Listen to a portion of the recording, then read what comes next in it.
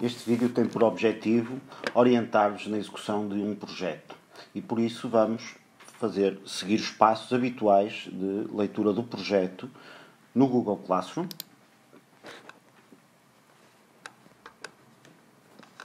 Eu já fiz aqui o login com a minha conta de aluno e temos aqui o projeto de banda desenhada. É este projeto que hoje vamos aqui testar. Portanto, em primeiro lugar, vamos ler o que está escrito sobre o projeto e aceder à proposta.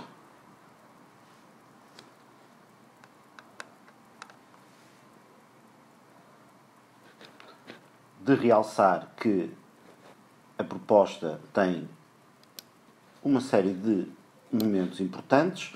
Tem o resumo, em que pede o que deve ser feito, uma prancha de banda desenhada com 6 vinhetas, e tem alguns conselhos, como deves ser criativo no desenvolvimento das ideias e para esquecer as tuas limitações. O material a utilizar, que é sempre facultativo nesta fase, como é evidente, depende muito do que cada um tem em casa.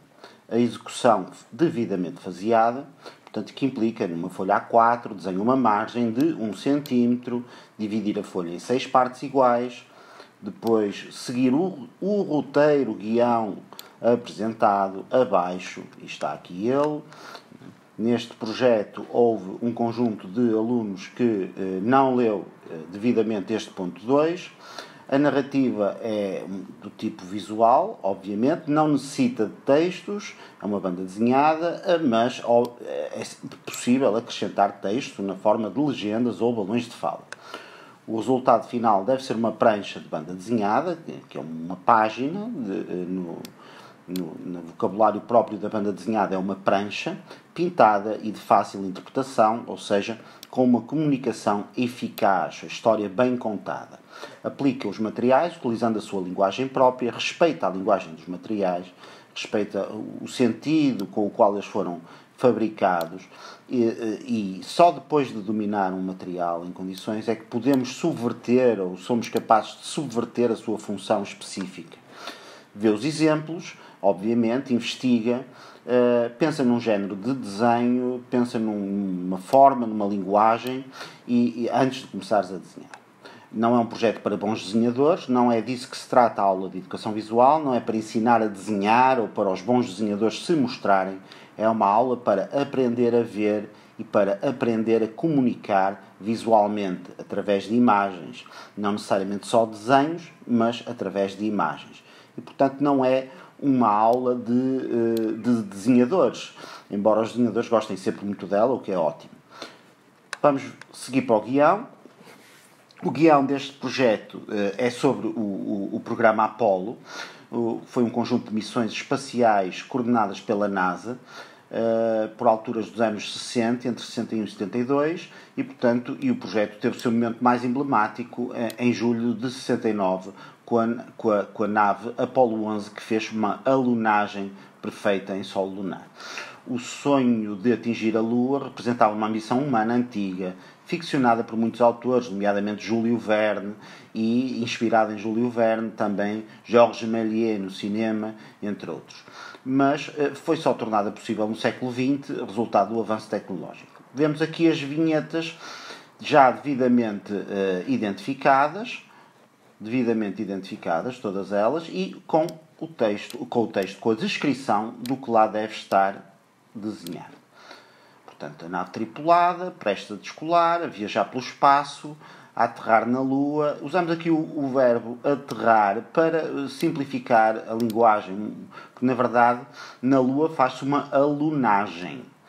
A nave está parada em território lunar, o astronauta desce da nave e o astronauta está só na imensidão da vasta superfície lunar. Esta é uma proposta de uma prancha que poderia ser muito bem o início de um álbum de banda desenhada fantástico. O momento de avaliação é sempre interessante ver como é que vai ser avaliado o teu trabalho. Este trabalho, tendo sido o primeiro projeto que nós enviamos aos alunos neste momento do ensino à distância, está muito simplificado e, portanto, a ideia é cumprir as regras do enunciado, completar as 6 vinhetas e executar uma narrativa fácil de perceber. Portanto, a narrativa já está descrita, mas as imagens devem traduzir exatamente essa ideia de evolução na história. Depois, uma coisa muito importante, o trabalho traduz empenho e dedicação. Como vimos aqui no início, a dedicação vê-se e o professor consegue identificar quando um aluno se dedica. Por outro lado, todos os alunos conseguem fazer um bom trabalho. Cada um faz à sua maneira. As nossas limitações são só formas diferentes de fazermos.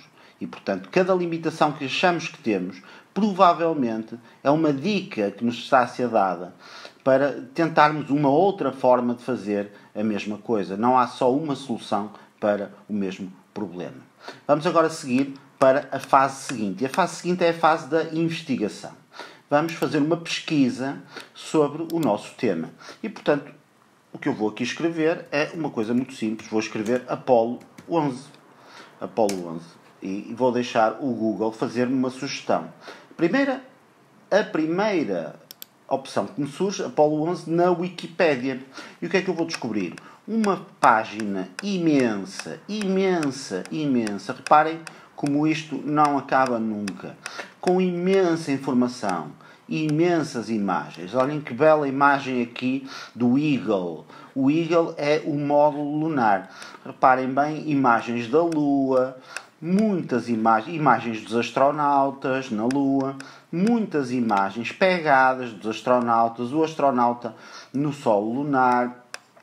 Imensa esta página. Reparem o tamanho. Temos aqui a recuperação do módulo de regresso à Terra no mar. Temos aqui imensa informação. Quando vamos à Wikipédia, muita gente diz mal da Wikipédia e muita gente usa apenas a Wikipédia para pesquisa. Neste caso, vamos usar apenas a Wikipédia. Mas há aqui alguns dados muito importantes. Como é que identificamos uma página da Wikipédia de qualidade? Em primeiro lugar, a dimensão da página é já um indício. Depois, a própria página tem um índice e está muito bem organizada. Isto é um indício também de algum profissionalismo na forma de organizar a página. Por outro lado, este é um artigo destacado e, portanto, temos aqui esta estrelinha que nos dá algumas garantias.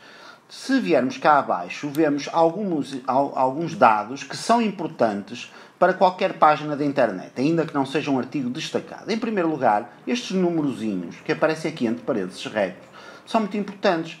São as notas. E estas notas têm a ver com as referências, com os livros onde os autores deste artigo foram buscar estas frases, estas ideias, este conhecimento. E um artigo que tenha 219 notas, como vemos aqui nas referências, 219 notas, é com certeza um artigo com muita qualidade e muito bem feito. Portanto, temos aqui 219 notas. Este artigo está muito bem referenciado, está muito bem composto e, portanto, é um artigo de excelente qualidade. Mais abaixo vemos também a bibliografia que ajudou a construir este artigo. E, portanto, os textos, muitos deles PDFs, que podemos descarregar. Excelente trabalho também. Ligações externas, mais um módulo de informação portanto, percebemos aqui que este site da Wikipédia, este portal da Wikipédia sobre o Apolo 11 está muito bem feito e é inclusive de autoria institucional, ou seja, foi feito pela própria NASA. Temos aqui um dado muito importante que eu quero chamar a atenção. Creative Commons, o Commons, que diz respeito a Creative Commons, é uma área da Wikipédia com imagens que são de uso gratuito e que são portanto, propriedade geral, propriedade comum sem proprietários e, portanto, para uso geral. E o Creative Commons tem uma categoria apenas para Apolo 11. Se nós carregarmos aqui, vamos descobrir aqui um conjunto de subcategorias sobre a Apolo 11 e que podemos ver tudo, desde vídeos da Apolo 11, podemos ver fotografia, podemos ver fotografia sobre a placa lunar, que ficou na Lua. Não é? Podemos ver aqui o Neil Armstrong, o astronauta. Podemos ver aqui o fato do Neil Armstrong, que pode ser importante para o nosso trabalho. Temos aqui várias imagens que podemos investigar. Temos aqui a fotografia da NASA, neste caso do solo terrestre e da Terra, feitas a partir da nave espacial, feitas a partir da nave, e algumas imagens do interior da nave. Temos uma que é muito importante aqui, que é o lançamento da Apollo 11, e que é muito importante para o nosso guião. Temos várias imagens, podemos escolher uma e ela abre com qualidade. Temos aqui uma área muito interessante que eu vos vou apresentar e que só se descobre se formos de facto curiosos e andarmos à procura. E que são desenhos de artistas, ilustrações de um artista norte-americano sobre como funciona a nave Apollo 11 e como funciona todo o processo de transporte do módulo lunar, etc. E, portanto, estas são as imagens conceptuais que foram criadas na altura do fabrico e da concepção da própria nave para auxiliar os engenheiros na execução do trabalho. E, portanto, para ilustrar como tudo se iria passar. Estamos a falar de uma época, nos anos 60, em que ainda não havia desenho 3D, que hoje é utilizado para todos estes casos, e, portanto, era feita ilustração à mão por muitos ilustradores para mostrar o que se passaria na realidade. Reparem que há até pequenas diferenças nos fatos dos astronautas. Voltamos ao nosso enunciado e falta-nos algo mais, que é recolher estas imagens e utilizarmos o álbum do Pinterest. Ora bem, se viermos aqui atrás, vamos descobrir que o professor Fundo publicou aqui uma coisa que diz inspiração. E diz as 47 melhores imagens. E então o que é que temos aqui? Temos trabalhos, temos uma coleção de imagens para a nossa prancha de BD, feitas pelo professor, a qual vocês podem acrescentar o que quiserem, se fizerem o vosso próprio álbum. E temos aqui muitas imagens de banda desenhada, com estilos diferentes de banda desenhada. Reparem como não é tão importante a qualidade do desenho, o detalhe do desenho, mas é sim a forma como olhamos para as coisas. Como um desenho que parece tosco, no fundo é um desenho muito inteligente e muito fácil de perceber o que é que está representado. E temos aqui imagens de alguns momentos da viagem à Lua, nomeadamente temos aqui o módulo lunar que aterrou na Lua, temos aqui o astronauta a descer do módulo lunar, temos aqui momentos específicos que nos podem ajudar à execução do nosso projeto, do nosso trabalho. Temos também várias imagens de pranchas de banda desenhada diferentes, com o mesmo estilo em termos de divisão da prancha, em 6 partes iguais. Reparem que até tem a proporção próxima daquela que vai acontecer quando nós dividirmos a nossa página. E, portanto, temos aqui uma série de exemplos, todos eles diferentes, todos eles eficazes. Reparem como a eficácia de uma história, com ou sem palavras, depende da inteligência do autor e da capacidade do autor de contar essa mesma história, e não necessariamente do seu talento a desenhar. E por isso, pronto, temos aqui o nosso trabalho lançado. Registamos isto e vamos passar a seguir para a execução do nosso trabalho. No nosso trabalho, começamos então com a nossa folha A4. Aqui temos uma grelha. Este trabalho foi feito no iPad, não foi feito à mão, mas o processo é o mesmo. E temos aqui um processo estranho, que eu depois um dia explico-vos, de divisão de um segmento em 3 partes iguais, e temos as nossas 6 vinhetas já resolvidas. Depois das vinhetas feitas, portanto, começamos o trabalho de esboço do nosso trabalho. Este esboço pode e deve ser feito ao mesmo tempo que fazemos este processo de investigação e de pesquisa que há pouco ilustrei. E, portanto, podemos estar a ver as imagens que nos foram, entretanto, sugeridas pela nossa pesquisa e esboçando os diferentes momentos. E reparem, a vinheta 1 com o lançamento, a vinheta 2 com o trabalho, com a viagem, depois a lunagem e, finalmente, o astronauta. Depois podemos definir um pouco melhor os nossos desenhos. Neste caso parece uma ilustração que foi afinada com tinta, não é? Acabada com tinta, mas pode ser feito apenas com o lápis, não é necessário usar a tinta.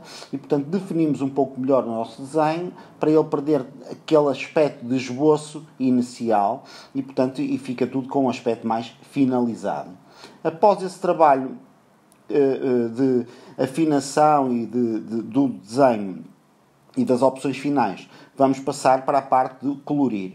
E então fazemos a nossa coloração. Eu lembro que o aluno vai usar o material para colorir que tem em casa. Não é preciso ter nada em particular, nem precisa de ser muito sofisticado. Cada um usa o material que considerar necessário.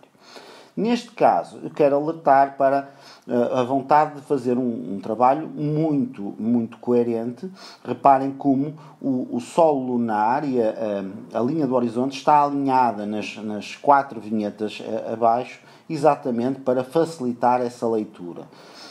Havendo aqui alguma possibilidade de confusão, sentiu-se a necessidade, já planeada desde o início, mas sentiu-se a necessidade de separar um pouco as vinhetas. Temos aqui os balões de fala, com uma fala particular de Neil Armstrong,